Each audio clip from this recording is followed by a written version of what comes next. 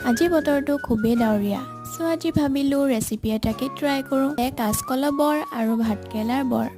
আপোনালোকে এনেকে খাই চাইছেনে বাৰু যদি নাই খোৱা এই ভিডিঅ'টো চাই পিনে এবাৰ ট্ৰাই কৰি চাব দেই প্ৰথমে লৈছো আলু দুটা আৰু কাঁচকল দুটা এইকেইটা ভালদৰে ধুই মেলি এতিয়া আমি কুকাৰত দি দিম কুকাৰটো প্ৰথমে পাতি লৈছো তাৰপৰা দিছো অলপমান পানী তাৰপৰা কাঁচকলকেইটা টুকুৰা কৰি আলুকেইটা টুকুৰা কৰি তাতে দিছো এচামুচ নিমখ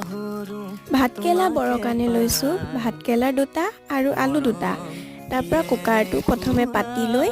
পানী অলপমান দি তাতে ভাতকেৰেলা আৰু আলু দি দিলো তাৰপৰা চিটি এটা মৰা কাঁচকল আৰু আলুকেইটা বইল হোৱাৰ পিছত ভালদৰে পিটিকি ললো ভাতকেৰেলাটোৰ মাজৰ গুটিখিনি এৰাই তাতে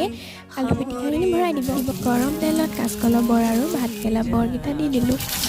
ভিডিঅ'টো ভাল লাগিলে like comment share and subscribe কৰি দিব